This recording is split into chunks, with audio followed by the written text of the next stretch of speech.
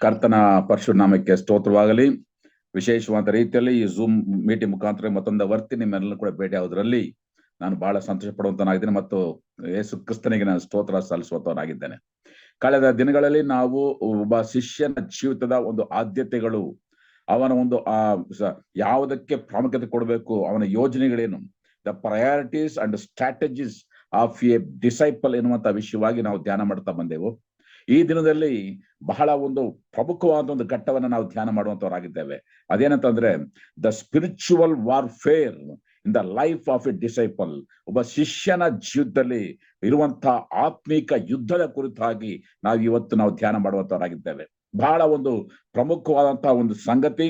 ಆದ್ರಿಂದ ದೇವರ ಆತ್ಮ ತಾನೇ ನಮಗೆ ಬೇಕಾದ ಸಹಾಯವನ್ನು ಅನುಗ್ರಹಿಸಿಕೊಟ್ಟು ಇದನ್ನ ಸ್ಪಷ್ಟವಾದ ರೀತಿಯಲ್ಲಿ ಗ್ರಹಿಸಿಕೊಳ್ಳುವ ಹಾಗೆ ನಮ್ಮನ್ನ ನಡೆಸಲಿ. ಪ್ರಿಯ ದೇವ ಜನರೇ, ಆರಂಭಕ್ಕಿಂತಲೂ ಕೂಡ ಅಂತ್ಯ ಬಹಳ ಮುಖ್ಯ. ಎಷ್ಟೋ ಜನರ ಆರಂಭ ಬಹಳ ಚೆನ್ನಾಗಿರ್ತದೆ, ಆದ್ರೆ ಹೋಗ್ತಾ ಹೋಗ್ತಾ ಹೋಗ್ತಾ ಅವರ ಒಂದು ಅಂತ್ಯಗಳು ಬಹಳ ಒಂದು ದಂತಕಥೆಯಾಗಿ ಮುಗಿಯುವಂತದ್ದಾಗಿದೆ. ಉದಾಹರಣೆ ನೋಡುವಾಗ ಅರಸನಾದಂತಹ ಸೊಲೊಮೋನನು ಎಷ್ಟು ವೈಭವದಲ್ಲಿ ಅವನ ಜೀವಿತ ಪ್ರಾರಂಭವಾಯಿತು, ಆದ್ರೆ ಅದೇ ಅವನ ಅಂತ್ಯ ನೋಡುವಂತಹ ಸಮಯದಲ್ಲಿ ಅವನ ಹೆಂಡತಿಯರು ಕಂಡ ಕಡೆ ಅವನ ಎಳ್ಕೊಂಡು ಹೋಗಿ ವಿಗ್ರಹಗಳಿಗೆ ಆರಾಧನೆ ಮಾಡುವಂತ ದುರಂತದ ಪರಿಸ್ಥಿತಿ ಎದುರಾಯಿತು. ಹಾಗೆಯೇ ಸಂಸೋನ ಅವನ ಜೀವಿತ ನೋಡ್ರಿ, ಆ ಸಂಸೋನ ಜೀವಿತವು ಕೂಡ ಎಂಥ ಬಲಾಢ್ಯವಾದ ರೀತಿಯಲ್ಲಿ ಮುಂದುವರಿತಾ ಇತ್ತು, ಆದ್ರೆ ಅವನ ಅಂತ್ಯ ಒಬ್ಬ ಹಾಸ್ಯಾಸ್ಪದವಾಗಿ ಅನೇಕರ ನಗೆಪಾಟಳಿಗೆ ಒಳಗಾಗುತ್ತ ರೀತಿಯಲ್ಲಿ ದುರಂತ ಕಥೆಯಾಗಿ ಮುಗಿಯಿತೆಂಬುದಾಗಿ ನೋಡುವಂತವರಾಗಿದ್ದೇವೆ. ಆದ್ರಿಂದಲೇ ಪ್ರಿಯ ದೇವ ಜನರೇ, ಈ ಇವತ್ತಿನ ಸಂದೇಶದಲ್ಲಿ ಬಹಳ ಎಚ್ಚರಿಕೆಯಿಂದ ನಾವು ಗಮನಿಸಬೇಕಾಗ್ತದೆ. A son is also a soldier. ಒಬ್ಬ ನಿಜವಾದಂತ ಮಗನಾದವನು ಅವನು ಸೈನಿಕನು ಕೂಡ ಆಗಿರ್ತಾನೆ. ಈ ಮಗ ಮತ್ತು ಸೈನಿಕ ಇದನ್ನ ಬೇರ್ಪಡಿಸೋಕೆ ಸಾಧ್ಯನೇ ಇಲ್ಲ. ನಾವು ನಿಜವಾಗಿ ಕೂಡ ಯೇಸು ಸ್ವಾಮಿಯ ಮಗನಾಗಿದ್ದರೆ, ಯೇಸು ಸ್ವಾಮಿಯ ಮಗಳಾಗಿದ್ದರೆ, ನಾವು ಯೇಸು ಸ್ವಾಮಿಯ ಸೈನ್ಯದಲ್ಲಿ ಸೈನಿಕನೂ ಆಗಿದ್ದೇನೆ ಎನ್ನುವಂತ ಪರಿಜ್ಞಾನ ನಮ್ಮಲ್ಲಿರಬೇಕು. ಬರೀ ನಾನು ಯೇಸು ಸ್ವಾಮಿ ಮಗನು ಮಾತ್ರ ಆಗಿರ್ತೇನೆ, ಆತನ ಸೈನ್ಯದಲ್ಲಿ ನಾನು ಆಗೋದಿಲ್ಲ ಎಂಬುದಾಗಿ ಹೇಳುವಾಗ ಅದರ ಅರ್ಥ you are unfit to be a son, unfit to be a daughter of Christ. ಯಾಕಂತಂದ್ರೆ ಕ್ರಿಸ್ತನು ನಮ್ಮನ್ನ ಕರೆಯುವಾಗಲೇ ನಾವು ಆತನ ಸೈನ್ಯದಲ್ಲಿ ಸೈನಿಕರಾಗುವಂತವರಾಗಿದ್ದೇವೆ ಎನ್ನುವಂತ ಸತ್ಯವನ್ನ ನಾವು ಗ್ರಹಿಸುವಂತವರಾಗಿರ್ಬೇಕು. ಮತ್ತು ವಿಶೇಷವಾಗಿ ಇದು ಯಾತಕ್ಕಾಗಿ ಇದು ಬಹಳ ಮುಖ್ಯವಾದಂತಂದ್ರೆ, ನಾವು ಯಾವಾಗ ಯೇಸು ಸ್ವಾಮಿನ ಸ್ವಂತ ರಕ್ಷಕನಾಗಿ ಅಂಗೀಕಾರ ಮಾಡಿಕೊಂಡಿದ್ದೇವೋ ಆ ಕ್ಷಣದಲ್ಲಿಯೇ ನಾವು ಈ ಲೋಕದ ವೈರಿಗಳಾಗುತ್ತೇವೆ, ಈ ಸೈತಾನಿಗೆ ವಿರೋಧಿಗಳಾಗಿ ನಿಲ್ಲುತ್ತೇವೆ ಮತ್ತು ಶರೀರಕ್ಕೂ ಆತ್ಮಕ್ಕೂ ನಿರಂತರವಾದಂತ ಒಂದು ಯುದ್ಧ ನಡೆಯುವಂತದ್ದಾಗಿದೆ. ಯಾಕಂದ್ರೆ ಅಲ್ಲಿಯ ತನಕ ನಾವು ಸೈತಾನ ಪಕ್ಷದಲ್ಲಿದ್ದೋ, ನಾವು ಪಾಪದ ಪಕ್ಷದಲ್ಲಿದ್ದೋ, ಆದ್ರಿಂದ ಸೈತಾನ ನಮಗೆ ವಿರೋಧಿಯಾಗಿರ್ಲಿಲ್ಲ, ಆ ಒಂದು ಶರೀರದ ಇಚ್ಛೆಗಳು ನಮಗೆ ವಿರುದ್ಧವಾಗಿರ್ಲಿಲ್ಲ. ಆದ್ರೆ ಯಾವಾಗ ನಾವು ಯೇಸು ಕ್ರಿಸ್ತನ ಸ್ವಂತ ರಕ್ಷಕರನ್ನ ಅಂಗೀಕಾರ ಮಾಡ್ಕೊಳ್ತೀವೋ ನಾವು ಎಲ್ಲಾ ಸಂಗತಿಗಳಿಗೆ ನಾವು ವೈರಿಗಳಾಗಿ ನಿಲ್ಲುವಂತವರಾಗಿದ್ದೇವೆ. ಆದ್ದರಿಂದಲೇ ಬಹಳ ಪ್ರಮುಖವಾದ ಸಂಗತಿಗಳನ್ನು ನಾವು ಧ್ಯಾನ ಮಾಡುವಂತವರಾಗಿದ್ದೇವೆ. ಎಫೆಸ್ ಬರೆದ ಪತ್ರಿಕೆ ನಮಗೆಲ್ಲ ಪರಿಚಿತವಾದ ವಾಕ್ಯ ಭಾಗ 6ನೇ ಅಧ್ಯಾಯ 10ರಿಂದ 18 ವಾಕ್ಯಗಳು. The book of Ephesians chapter 6 verse 10 to 18. ಕಡೆ ಮಾತೇನೆಂದರೆ, ನೀವು ಕರ್ತನನ್ನು ಆತನ ಅತ್ಯಧಿಕವಾದ ಶಕ್ತಿಯನ್ನು ಆಶ್ರಯಿಸಿಕೊಂಡವರಾಗಿ ಬಲಗೊಳ್ಳಿರಿ. ಸೈತಾನ ತಂತ್ರೋಪಾಯಗಳನ್ನು ನೀವು ಎದುರಿಸಿ ನಿಲ್ಲುವುದಕ್ಕೆ ಶಕ್ತರಾಗುವಂತೆ ದೇವರು ದಯಪಾಲಿಸುವ ಸರ್ವಾಯುಧಗಳನ್ನ ಧರಿಸಿಕೊಳ್ಳಿರಿ. ನಾವು ಹೋರಾಡುವುದು ಮನುಷ್ಯ ಮಾತ್ರದವರ ಸಂಗಡವಲ್ಲ, ರಾಜ್ಯತ್ವಗಳ ಮೇಲೆಯೂ ಅಧಿಕಾರಗಳ ಮೇಲೆಯೂ ಈ ಅಂಧಕಾರದ ಲೋಕಾಧಿಪತಿಗಳ ಮೇಲೆಯೂ ಆಕಾಶ ಮಂಡಲದಲ್ಲಿರುವ ದುರಾತ್ಮಗಳ ಸೇನೆಯ ಮೇಲೆಯೂ ನಾವು ಹೋರಾಡುವವರಾಗಿದ್ದೇವೆ. ವಚನ 13. ಆದ್ದರಿಂದ ಕಠಿಣ ಯುದ್ಧವು ನಡೆಯುವ ದಿವಸದಲ್ಲಿ ಆ ವೈರಿಗಳನ್ನು ಎದುರಿಸುವುದಕ್ಕೂ ಮಾಡಬೇಕಾದನ್ನೆಲ್ಲವನ್ನೂ ಮಾಡಿ ಜಯಶಾಲಿಗಳಾಗಿ ನಿಲ್ಲುವುದಕ್ಕೂ ಶಕ್ತರಾಗುವಂತೆ ದೇವರು ದಯಪಾಲಿಸುವ ಸರ್ವಾಯುಧಗಳನ್ನ ತೆಗೆದುಕೊಳ್ಳಿರಿ. ಸತ್ಯವೆಂಬ ನಡುಕಟ್ಟನ್ನು ಕಟ್ಟಿಕೊಂಡು ನೀತಿ ಎಂಬ ವಜ್ರ ಕವಚವನ್ನು ಧರಿಸಿಕೊಂಡು ಸಮಾಧಾನದ ವಿಷಯವಾದ ಸುವಾರ್ತೆಯನ್ನು ತಿಳಿಸುವುದರಲ್ಲಿ ಸಿದ್ಧವಾದ ಮನಸ್ಸೆಂಬ ಕೆರೆಗಳನ್ನು ಮೆಟ್ಟಿಕೊಂಡು ನಿಲ್ಲಿರಿ ಮತ್ತು ನಂಬಿಕೆ ಎಂಬ ಗುರಾಣಿಯನ್ನು ಹಿಡುಕೊಳ್ಳಿರಿ. ಅದರಿಂದ ನೀವು ಕೆಡುಕನ ಅಗ್ನಿಬಾಣಗಳನ್ನೆಲ್ಲ ಆರಿಸುವುದಕ್ಕೆ ಶಕ್ತರಾಗುವಿರಿ. ಇದಲ್ಲದೆ ರಕ್ಷಣೆ ಎಂಬ ಶಿರಸ್ಥಾನವನ್ನು ಇಟ್ಟುಕೊಂಡು ಪವಿತ್ರಾತ್ಮನು ಕೊಡುವ ದೇವರ ವಾಕ್ಯವೆಂಬ ಕತ್ತಿಯನ್ನು ಹಿಡಿಯಿರಿ. ನೀವು ಪವಿತ್ರಾತ್ಮ ಪ್ರೇರಿತರಾಗಿ ಎಲ್ಲಾ ಸಮಯಗಳಲ್ಲಿ ಸಕಲ ವಿಧವಾದ ಪ್ರಾರ್ಥನೆ ಇಂದಲೂ ವಿಜ್ಞಾಪನೆಯಿಂದಲೂ ದೇವರನ್ನು ಪ್ರಾರ್ಥಿಸಿರಿ. ಮತ್ತು ಮುಂದೆ ನೋಡ್ತೀವಿ, ಇದರಲ್ಲಿ ಪೂರ್ಣ ಸ್ಥಿರಚಿತ್ತರಾಗಿದ್ದು ದೇವಜನರೆಲ್ಲರ ವಿಷಯದಲ್ಲಿ ವಿಜ್ಞಾಪನೆ ಮಾಡುತ್ತಾ ಎಚ್ಚರವಾಗಿರ್ರಿ. ಇದು ಬಹಳ ಸ್ಪಷ್ಟವಾಗಿ ಈ ವಾಕ್ಯಗಳನ್ನ ಎಷ್ಟು ನೀವು ಧ್ಯಾನ ಮಾಡಿದ್ರು ಕೂಡ ಸಾಲದು. ಅದರಿಂದ ಆತ್ಮೀಕ ಯುದ್ಧದ ಕುರಿತಾಗಿ ನಾವು ಆಲೋಚನೆ ಮಾಡುವಾಗ ಈ ವಾಕ್ಯದ ಒಂದೊಂದು ವಚನ, ಒಂದೊಂದು ಪದವನ್ನು ಕೂಡ ನಾವು ಗಮನಿಸಬೇಕಾಗುವಂತದ್ದಾಗಿದೆ. ಮತ್ತು ಅದರ ಜೊತೆಯಲ್ಲಿ ಇನ್ನೊಂದು ವಿಶೇಷವಾದ ವಾಕ್ಯ ಭಾಗವನ್ನು ನಿಮ್ಮೊಟ್ಟಿಗೆ ಹಂಚಿಕೊಳ್ಳಕ್ಕೆ ಇಷ್ಟಪಡುತ್ತೇನೆ. ಅದು 1 ಯೋಹನ್ ಬರೆದ ಪತ್ರಿಕೆ 2ನೇ ಅಧ್ಯಾಯ, ನಮಗೆ ಬಹಳ ಪರಿಚಿತವಾದ ವಾಕ್ಯ ಭಾಗ 16 ಮತ್ತು 17. 16ನೇ ವಾಕ್ಯ ಓದ್ತೀನಿ ಕೇಳಿ. 1 John chapter 2 verse 16. ಲೋಕದಲ್ಲಿರುವ ಶರೀರದ ಆಸೆ, ಕಣ್ಣಿನ ಆಸೆ, ಬದುಕು ಬಾಳಿನ ಡಂಬ, ಈ ಮೊದಲಾದವುಗಳೆಲ್ಲವೂ ತಂದೆಯಿಂದ ಹುಟ್ಟದೆ ಲೋಕದಿಂದ ಹುಟ್ಟಿದವುಗಳಾಗಿವೆ. ಪ್ರಿಯರೇ, ಆದಿಂದಲೂ ಕೂಡ ಸೈತಾನನ ಟೆಂಪ್ಟೇಷನ್ಸ್ ಆಫ್ ಸೈತಾನನ ಒಂದು ಶೋಧನೆಗಳು ಈ 3ರಲ್ಲಿಯೇ ಅಡಕವಾಗಿರುವುದಾಗಿದೆ. ಶರೀರದಾಸೆ, ಕಣ್ಣಿನಾಸೆ, ಬದುಕು ಬಾಳಿನ ಡಂಬ. ಇವತ್ತು ಅನೇಕರು ಬಿದ್ದು ಹೋಗುವಂಥದ್ದು ಕೂಡ ಈ 3 ಸಂಗತಿಗಳಲ್ಲಿಯೇ. ಆದಾಮ ಮತ್ತು ಅವಳನ್ನ ನೀವು ಆಲೋಚನೆ ಮಾಡಿ ನೋಡ್ರಿ. ಆದಿಕಾಂಡ ಪುಸ್ತಕ 3ನೇ ಅಧ್ಯಾಯದಲ್ಲಿ ಅಲ್ಲಿ ಈ 3 ಕೂಡ ಬರುವಂತದ್ದಾಗಿದೆ. ಶರೀರದಾಸೆ, ಕಣ್ಣಿನಾಸೆ, ಬದುಕು ಬಾಳಿನ ಡಂಬ. ನೋಡ್ರಿ, ಆ ಕಣ್ಣಿನಾಸೆ ಬಂತು. ಏನು, ಈ ಹಣ್ಣು ಎಷ್ಟು ಚೆನ್ನಾಗಿದೆ, ರಮ್ಯವಾಗಿದೆ. ಮತ್ತೆ ನೋಡ್ತೀವಿ ಅದು ಬಹಳ ರುಚಿಕರವಾಗಿರುವಂತದ್ದಾಗಿದೆ, ಶರೀರದ ಆಸೆ. ಮುಂದೆ ನೋಡ್ತೀವಿ, ನಾವು ಕೂಡ ತಿಂದಾಗ ದೇವರಂತೆ ಆಗುತ್ತೇವೆ, ಬದುಕು ಬಾಳಿನ ಡಂಬ. ಅಂದ್ರೆ ಆ ಒಂದು ಸ್ಥಾನಮಾನ ಬೇಕು, ಅಧಿಕಾರ ಬೇಕು ಎನ್ನುವಂತ ಒಂದು ಸಂಗತಿ. ಆದಿಕಾಂಡ ಪುಸ್ತಕ 3ನೇ ಅಧ್ಯಾಯದಲ್ಲಿಯೇ ಇದನ್ನು ನಾವು ನೋಡುವಂತವರಾಗಿದ್ದೇವೆ. ಮಾತ್ರವಲ್ಲದೆ ಸೈತಾನನು ಯೇಸು ಸ್ವಾಮಿನ ಶೋಧಿಸುವಾಗಲೂ ಕೂಡ ಮತ್ತಾಯ ಬರೆದ ಸುವಾರ್ತೆ 4ನೇ ಅಧ್ಯಾಯದಲ್ಲಿಯೂ ಕೂಡ ಇದನ್ನೇ ನೋಡುವಂತವರಾಗಿದ್ದೇವೆ. ರೊಟ್ಟಿಯನ್ನ, ಈ ಕಲ್ಲನ್ನ ರೊಟ್ಟಿಯನ್ನ ಮಾಡು, ಶರೀರದ ಆಸೆ, ಹಸಿವಿದೆ ನೀನ್ ತಿನ್ನು. ಮತ್ತೆ ಮುಂದೆ ಹಾಗೆ ನೋಡ್ರಿ, ಮೇಲಿಂದ ದುಬುಕು, ಮತ್ತೆ ಇದು ಎಲ್ಲವನ್ನು ಕೂಡ ನೀನು ಕೊಡುತ್ತೇನೆ, ಬದುಕು ಬಾಳಿನ ಡಂಬ, ಎಲ್ಲವನ್ನು ಕೂಡ ನೋಡು, ಎಲ್ಲ ಕೊಡುತ್ತೇನೆ. ಈ 3 ಕೂಡ ಒಟ್ಟೊಟ್ಟಿಗೆ ಹೋಗ್ತದ, ಶರೀರದಾಸೆ, ಕಣ್ಣಿನಾಸೆ, ಬದುಕು ಬಾಳಿನ ಡಂಬ. ಇವತ್ತು ಅನೇಕ ವಿಶ್ವಾಸಿಗಳು ಈ ಸಂಗತಿಗಳಿಗೆ ಬಿದ್ದು ಅವರು ತಮ್ಮ ನಂಬಿಕೆಯಲ್ಲಿ ಒಡೆದು ಹೋದಂತ ಹಡಗಿನ ಹಾಗೆ ದುರಂತದ ಸ್ಥಿತಿಗೆ ಹೋಗುವುದನ್ನ ನಾವು ಕಾಣುವಂತವರಾಗಿದ್ದೇವೆ. ಯಾಕಂತಂದ್ರೆ ಫ್ಲೆಶ್ ಅಂಡ್ ದ ಸ್ಪಿರಿಟ್, ಆ ಶರೀರ ಮತ್ತು ಆತ್ಮನ ಒಂದು ನಿರಂತರವಾದ ಯುದ್ಧ ನಡೆಯುತ್ತಲೇ ಇರುವಂತದ್ದು ಆಗಿರುವಂತದ್ದಾಗಿದೆ. ಪ್ರಿಯರೇ, ಆದ್ರಿಂದಲೇ ನಾವು ಒಂದು ಎಚ್ಚರಿಕೆ ನೋಡುತ್ತೇವೆ. 1 ಪೇತ್ರ 5ನೇ ಅಧ್ಯಾಯ 8ನೇ ವಾಕ್ಯದಲ್ಲಿ ಸೈತಾನನು ಗರ್ಜಿಸುವ ಸಿಂಹೋಪಾದಿಯಲ್ಲಿ ಯಾರನ್ನ ನುಂಗಲಿ ಎಂಬುದಾಗಿ ಆತನು ಕಾಯುವಂತವನಾಗಿದ್ದಾನೆ. ಅಲ್ಲಿ ಸ್ವಲ್ಪ ಗಮನಿಸಿ, ಸೈತಾನ ಸಿಂಹ ಅಲ್ಲ, ಸೈತಾನ ಗರ್ಜಿಸುವ ಸಿಂಹೋಪಾದಿಯ like lion, is not a lion. ಆ ನಿಜವಾದಂತ ಸಿಂಹ ಯೂದ ಕುಲದ ಸಿಂಹವಾಗಿರೋದು ನಮ್ಮ ಕರ್ತನಾದ ಯೇಸು ಕ್ರಿಸ್ತನು. ಆದ್ರೆ ಅವನು ಡೂಪ್ಲಿಕೇಟ್ ಸಿಂಹ, ಅವನು ಸಿಂಹದ ಹಾಗೆ ಗರ್ಜಿಸುವಂತವನಾಗಿದ್ದಾನೆ. ಸಿಂಹದ ಹಾಗೆ ಗರ್ಜಿಸೋದಕ್ಕೆ ಮಾತ್ರಕ್ಕೆ ಅವನು ಸಿಂಹ ಆಗ್ಬಿಡಲ್ಲ. ಆದ್ರೆ ಇವತ್ತು ಎಷ್ಟೋ ಜನ ವಿಶ್ವಾಸಿಗಳು ಅವನ ಗರ್ಜನೆಗೆ ಒಳಗಾಗಿ ಮೋಸ ಹೋಗಿ ಅವರು ಆತನಿಗೆ ಗುಲಾಮರಾಗುವುದನ್ನ ನೋಡುವಂತವರು ಆಗಿದ್ದೇವೆ. ಪ್ರಿಯರೇ, ಆತ್ಮೀಕ ಯುದ್ಧದಲ್ಲಿ ಬಹಳ ಪ್ರಮುಖವಾಗಿ ನಾವು 3 ಸಂಗತಿಗಳನ್ನ ಪ್ರತಿಯೊಬ್ಬ ಶಿಷ್ಯನು ಕೂಡ ಗ್ರಹಿಸುವಂತವನಾಗಿರ್ಬೇಕು, ಗೊತ್ತಿರಲೇಬೇಕು. ಮೊದಲನೇದಾಗಿ, ನಮ್ಮ ಯುದ್ಧ ಅದು ಯಾವಾಗ್ಲೂ ಕೂಡ ಆತ್ಮಿಕವಾದಂತ ಯುದ್ಧವೇ. ಅದು ಕೆಲವು ಸಂದರ್ಭಗಳಲ್ಲಿ ಲೌಕಿಕವಾದ ಯುದ್ಧ, ಕೆಲವು ಸಮಯಗಳಲ್ಲಿ ಆತ್ಮಿಕವಾದ ಯುದ್ಧ ಅಲ್ಲವೇ ಅಲ್ಲ. ಯಾವಾಗ್ಲೂ ಕೂಡ ಅದು ಆತ್ಮಿಕವಾದ ಯುದ್ಧ. ಆದ್ದರಿಂದ ನಾವು ಯಾವುದೇ ಕಾರಣಕ್ಕೂ ಲೌಕಿಕವಾದ ಒಂದು ಯುದ್ಧಕ್ಕೆ ನಾವು ಸಿದ್ಧರಾಗಬಾರದು. ಯಾವುದೇ ಕಾರಣಕ್ಕೂ ಲೌಕಿಕವಾದ ಯುದ್ಧಕ್ಕೆ ನಾವು ಸಿದ್ಧರಾಗಿಲ್ಲ, ನಾವು ಮಾಡಲೂಬಾರದು. ಆದ್ರಿಂದಲೇ ಬಹಳ ಸ್ಪಷ್ಟವಾಗಿ ಗಮನಿಸಿ, ನಮ್ಮ ಯುದ್ಧ ಆತ್ಮಿಕ ಯುದ್ಧ.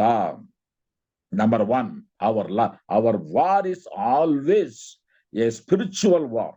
ಆತ್ಮಿಕವಾಗಿಯೇ ನಾವು ಆಲೋಚನೆ ಮಾಡಬೇಕು, ಆತ್ಮಿಕವಾಗಿಯೇ ನಾವು ಯುದ್ಧ ಮಾಡ್ಬೇಕೇ ಹೊರತು ಯಾವುದೇ ಕಾರಣಕ್ಕೂ ಲೌಕಿಕವಾಗಿ ನಾವು ಆಲೋಚನೆ ಮಾಡುವಂತವರು ಆಗಿರಬಾರದು. ಎರಡನೇದಾಗಿ, ನಾವು ಉಪಯೋಗಿಸುವಂತ ಆಯುಧಗಳು ಅದು ಆತ್ಮಿಕವಾದ ಆಯುಧಗಳೇ ಹೊರತು ಲೌಕಿಕವಾದ ಆಯುಧಗಳು ಅಲ್ಲವೇ ಅಲ್ಲ. The weapons what we use are spiritual weapons. So our war is spiritual war. Our weapons are spiritual weapons. ನಾವು ಉಪಯೋಗಿಸುವಂತ ಆಯುಧಗಳು ಆತ್ಮಿಕವಾದಂತ ಆಯುಧಗಳು. 2 ಕೊರಿಂಥ 10ನೇ ಅಧ್ಯಾಯ 3 ಮತ್ತು 4ನೇ ವಾಕ್ಯ ನೋಡ್ರಿ. ನಾವು ಲೋಕದಲ್ಲಿದ್ದರೂ ಲೋಕಾನುಸಾರವಾಗಿ ಯುದ್ಧ ಮಾಡುವವರಲ್ಲ. ಇದನ್ನೇ ನಾನು ನಿಮ್ಗೆ ಹೇಳಿದ್ದು. ಲೋಕಾನುಸಾರ ಯುದ್ಧದಲ್ಲ ನಮ್ದು ಯಾವಾಗಲೂ ಕೂಡ ಆತ್ಮಿಕವಾದಂತ ಯುದ್ಧ. ಎರಡನೇದಾಗಿ ನಾವು ಉಪಯೋಗಿಸುವಂತ ಆಯುಧಗಳು ಯಾವುದು? ಅದೇ 4ನೇ ವಾಕ್ಯ. ನಾವು ಉಪಯೋಗಿಸುವ ಆಯುಧಗಳು ಲೋಕ ಸಂಬಂಧವಾದ ಆಯುಧಗಳಲ್ಲ, ಅವು ದೇವರ ಎಣಿಕೆಯಲ್ಲಿ ಬಲವಾಗಿದ್ದು ಕೋಟೆಗಳನ್ನು ಕೆಡವಿ ಹಾಕುವಂಥದ್ದು ಆಗಿವೆ. ನೋಡಿದ್ರ, ನಮ್ದು ಆಯುಧಗಳು ಕೂಡ ಅದು ಕೋಟೆ ಕೊತ್ತಲನ್ನ ಕೆಡವಿ ಹಾಕುವಂತ ಆಯುಧಗಳಾಗಿದೆ ಹೊರತು ಲೋಕ ರೀತಿಯಲ್ಲಿ ಚಾಕು ಚೂರಿ ಅಥವಾ ಪೊಲೀಸು ಕೋರ್ಟು ಕಚೇರಿ ಈ ರೀತಿಯಾಗಿ ನಾವು ಹೋರಾಡುವಂತವ್ರು ಅಲ್ಲ. ಯಾವಾಗಲೂ ಕೂಡ ಆತ್ಮಿಕವಾದ ಯುದ್ಧವನ್ನ ಆತ್ಮಿಕವಾದ ಆಯುಧಗಳಿಂದಲೇ ನಾವು ಹೋರಾಡುವಂತವರಾಗಿದ್ದೇವೆ. ಅದನ್ನ ನಾವು ಮುಂದೆ ನಾನು ತಿಳಿಸ್ತೇನೆ ಹೇಗೆ ಎಂಬುದಾಗಿ. ಅದನ್ನೇ ನೋಡ್ತೀವಿ. ಎಫೆಸ ಪತ್ರಿಕೆ 6ನೇ ಅಧ್ಯಾಯ 10ರಿಂದ 17 ವಾಕ್ಯಗಳನ್ನ ನೋಡುವಂತ ಸರ್ವಾಯುಧಗಳು ಏನಿದೆ ಅದೆಲ್ಲವೂ ಕೂಡ ಆತ್ಮಿಕವಾದಂತ ಆಯುಧಗಳು. ಮತ್ತೆ ನಾವು ಉಪಯೋಗಿಸುವಂತ ಆರಾಧನೆ ಆಗಿರ್ಬೋದು, ಪ್ರಾರ್ಥನೆ ಆಗಿರ್ಬೋದು, ಇವೆಲ್ಲವೂ ಕೂಡ ಆತ್ಮಿಕವಾದ ಆಯುಧಗಳಾಗಿದೆ ಹೊರತು ಲೌಕಿಕವಾದ ಲೋಕ ರೀತಿಯಂತ ಆಯುಧಗಳು ಅಲ್ಲ. ಸೊ ಮೊದಲನೇದಾಗಿ ನಮ್ಮ ಹೋರಾಟ ಯಾವಾಗಲೂ ಕೂಡ ಆತ್ಮಿಕವಾದ ಯುದ್ಧ. ಎರಡನೇದಾಗಿ ನಾವು ಉಪಯೋಗಿಸುವಂತ ಆಯುಧಗಳು ಯಾವಾಗಲೂ ಕೂಡ ಆತ್ಮಿಕವಾದ ಆಯುಧಗಳಾಗಿರ್ಲೇಬೇಕು.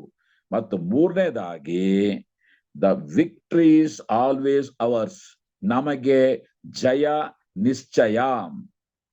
ಪ್ರಿಯ ಸಹೋದರೇ ದಯವಿಟ್ಟು ಗಮನಿಸಿ, ನಾವು ಜಯಕ್ಕಾಗಿ ಹೋರಾಡ್ತಾ ಇಲ್ಲ, ನಾವು ಜಯದಲ್ಲಿ ನಿಂತು ಹೋರಾಡುವಂತವರಾಗಿದ್ದೇವೆ. We are not fighting for the victory, but we are fighting standing upon the victory of Lord Jesus Christ.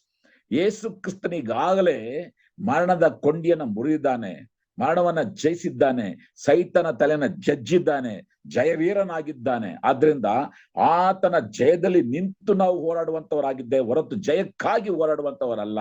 ಆದ್ರಿಂದಲೇ ವಿಶ್ವಾಸಿಗಳಿಗೆ, ಶಿಷ್ಯರಿಗೆ ಅವರ ಆತ್ಮಿಕ ಯುದ್ಧದಲ್ಲಿ ಸೋಲೆ ಇಲ್ಲ. ಖಂಡಿತವಾಗಿ ಏನೆಲ್ಲ ಹೋರಾಟಗಳು ಬರಲಿ, ಏನೆಲ್ಲ ಸಂಕಟಗಳು ಬರಲಿ, ಜಯ ನಮಗೆ ನಿಶ್ಚಯ. ಈ 3 ಸಂಗತಿಗಳನ್ನ ಆತ್ಮಿಕ ಯುದ್ಧದಲ್ಲಿ ಬಹಳ ಸ್ಪಷ್ಟವಾಗಿ ನಾವು ಗ್ರಹಿಸಿಕೊಳ್ಳಬೇಕು. ನಮ್ಮ ಯುದ್ಧ ಆತ್ಮಿಕ ಯುದ್ಧ, ನಾವು ಉಪಯೋಗಿಸುವಂತ ಆಯುಧಗಳು ಆತ್ಮಿಕವಾದ ಆಯುಧಗಳು, ನಮಗೆ ಜಯ ನಿಶ್ಚಯ. ಹಾಗಾದ್ರೆ ಪ್ರಿಯರೇ, ಈಗ ಬಹಳ ಪ್ರಮುಖವಾಗಿ ನಾವು ನೋಡುವಂತ ಒಂದು ಸಂಗತಿ, what are all the demands of the war. ಯುದ್ಧಕ್ಕೆ ಬೇಕಾಗಿರುವಂತಹ ಅಗತ್ಯವಾದಂತಹ ಸಂಗತಿಗಳು ಯಾವುವು? ಈ ಯುದ್ಧದಲ್ಲಿ ನಾವು ಜಯಿಸಬೇಕಾದರೆ ನಮಗೆ ಇರಬೇಕಾದಂತ ಅಗತ್ಯವಾದ ಸಂಗತಿಗಳು ಯಾವುದು? ದಯವಿಟ್ಟು ಇದನ್ನ ಬಹಳ ಸೀರಿಯಸ್ ಆಗಿ ನಾವು ಮುಂದಿನ ಕೆಲವು ಸಂಗತಿಗಳನ್ನ ನಾವು ಗಮನಿಸಬೇಕೆಂಬುದಾಗಿ ನಿಮ್ಮನ್ನ ಪ್ರೀತಿ ನಾನು ಕೇಳಿಕೊಳ್ಳುತ್ತೇನೆ. Because the spiritual war is very very important. ಇವತ್ತು ಎಷ್ಟೋ ಜನ ಅದರಲ್ಲಿ ಕೂಡ ಯವನಸ್ಥರು ಬಿದ್ದು ಹೋಗುವಂತದ್ದು ಆತ್ಮಿಕ ಯುದ್ಧದಲ್ಲಿಯೇ. ಆದ್ರೆ ದಯವಿಟ್ಟು ನನ್ನ ಪ್ರಿಯ ಸಹೋದರರೇ ಎಚ್ಚರಿಕೆಯಿಂದ ಈ 7 ಸಂಗತಿಗಳನ್ನ ಅಗತ್ಯವಾಗಿರುವಂತ what are the demands of the spiritual war ಎನ್ನುವಂತ ಸಂಗತಿ ಕುರಿತಾಗಿ ನಾವು ಧ್ಯಾನಿಸೋಣ. ಮೊದಲನೇದಾಗಿ ನಮಗೆ ಅಗತ್ಯವಾಗಿ ಬೇಕಾಗಿರುವಂತ ಸಂಗತಿ ಯೂನಿಟಿ, ಐಕ್ಯತೆ. 1 ಕೊರಿಂಥ 1ನೇ ಅಧ್ಯಾಯ 10ನೇ ವಾಕ್ಯದಲ್ಲಿ ನಾವು ಹೀಗೆ ನೋಡುವಂತರಾಗಿದ್ದೇವೆ. ಒಂದ್ ವೇಳೆ ಯಾರು ಸಿಕ್ಕ ದಯವಿಟ್ಟು ಅದನ್ನ ಅನ್ಮ್ಯೂಟ್ ಮಾಡಿ ಅದನ್ನ ಓದ್ರಿ please. You can unmute it and read it. 1 Corinthians chapter 1 verse 10. ಯಾರೋ ಒಬ್ಬರು ಓದಿ ಸಾಕು.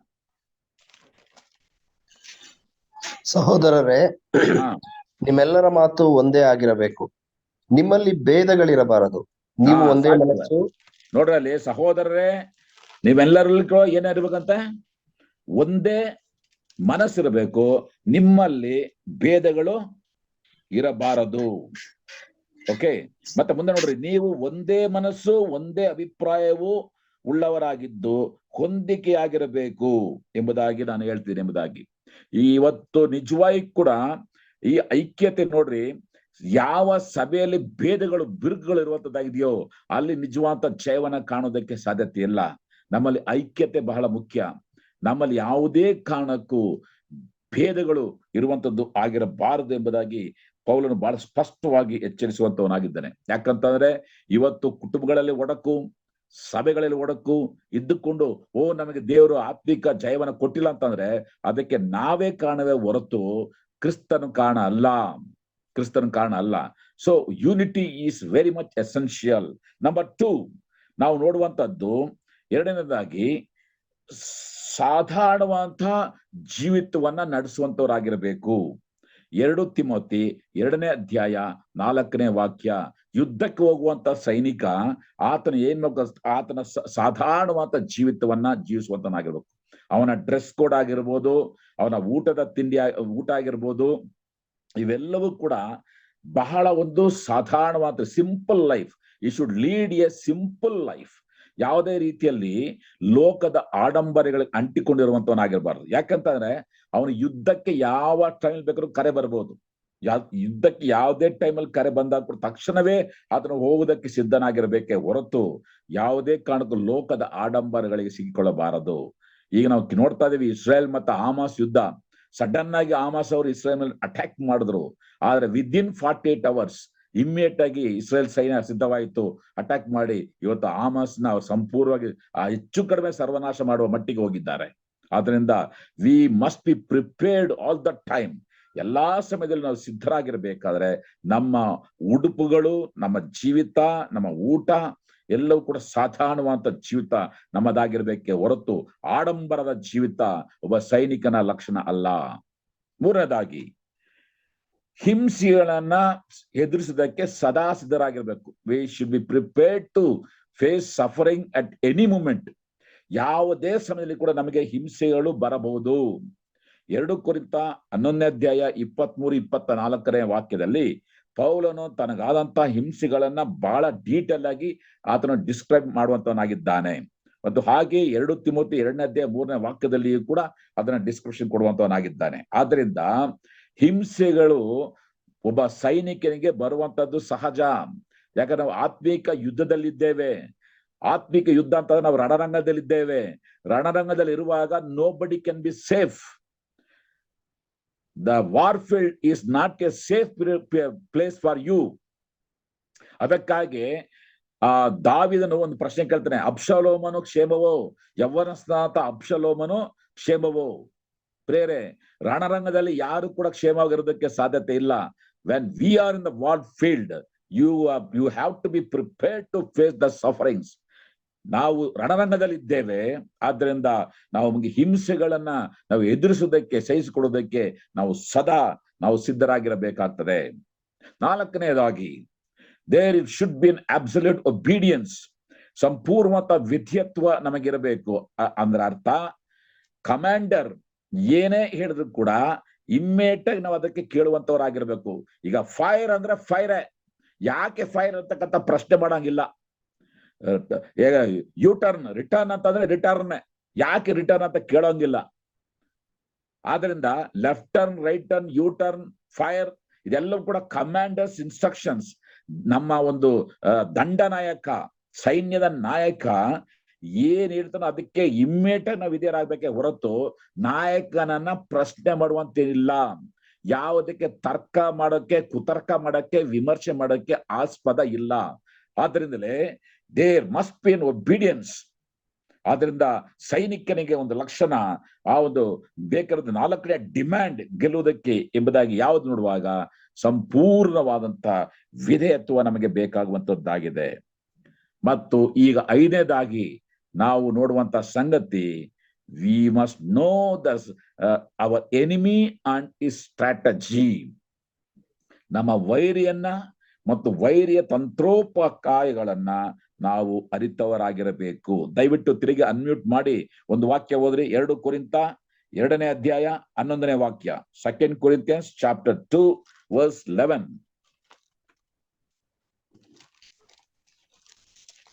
ಸೈತಾನನು ನಮ್ಮನ್ನು ವಂಚಿಸಿ ನಷ್ಟಪಡಿಸಬಾರದು. ಎಸ್, ಅವನ ಯೋಚನೆಗಳನ್ನು ನಾವು ಅರಿಯದವರಲ್ಲವಲ್ಲ.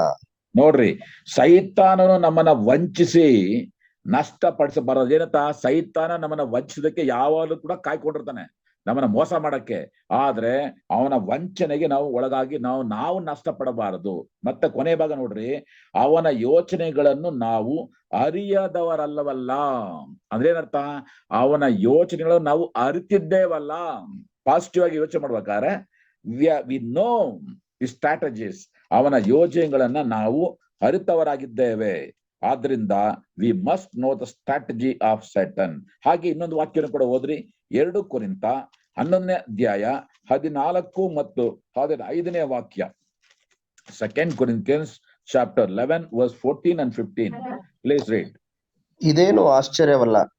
ಸೈತಾನನು ತಾನೇ ಪ್ರಕಾಶವುಳ್ಳ ದೇವದೂತನ ವೇಷವನ್ನು ಹಾಕಿಕೊಳ್ಳುವಾಗ ಅವನ ಸೇವಕರು ಸಹ ಓದಿ.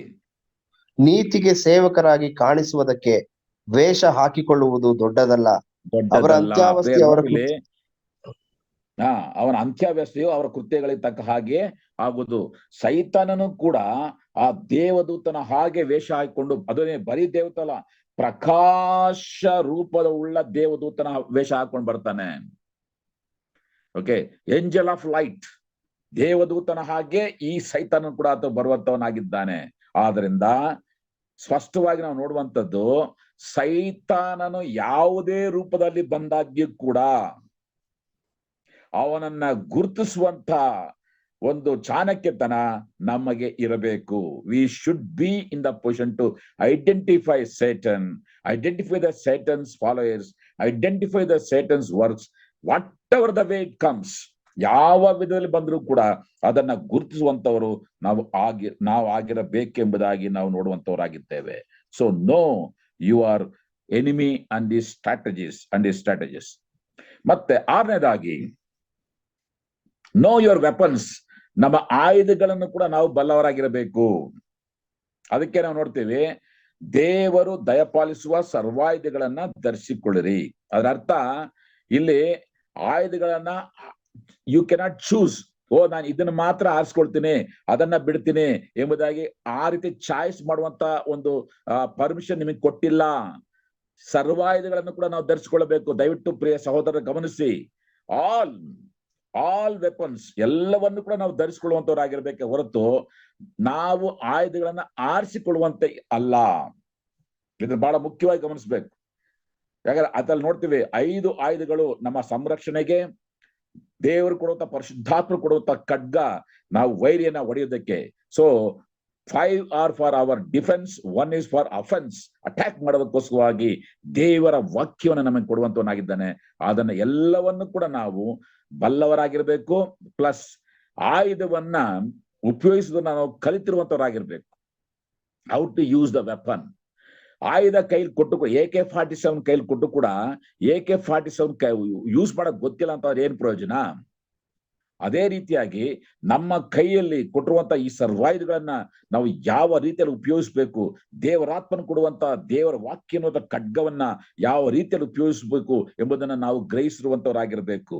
ಒಂದಂತೂ ಸ್ಪಷ್ಟವಾಗಿ ಅರ್ಥ ಮಾಡ್ಕೊಡ್ರಿ, ದೇವರಾತ್ಮನ ಕೊಡುವಂತ ಖಡ್ಗವನ್ನ ಹಿಡಿದು ನಾವು ನಿಲ್ಲುವಂತ ಸಮಯದಲ್ಲಿ ಅದಕ್ಕೆ ವಿರೋಧವಾಗಿ ಜಯಿಸುವಂತ ಯಾವುದೇ ಶಕ್ತಿ ಈ ಪ್ರಪಂಚದಲ್ಲಿ ಇಲ್ಲ. That was a tremendous power weapon God has given to us. ಆದ್ರಿಂದಾನೆ ದೇವರ ವಾಕ್ಯನ ಬಲಾಢ್ಯವಾಗಿ ನಾವು ಹಿಡಿಯುವಂತವರಾಗಿರಬೇಕು.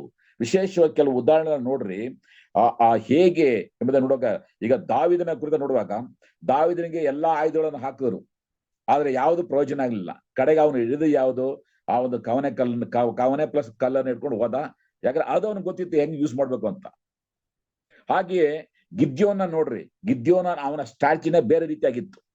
ಅವನು ಆ ಮಡಿಕೆನ ಇಟ್ಕೊಂಡ, ದೀಪನ ಇಟ್ಕೊಂಡ ಹೋದ.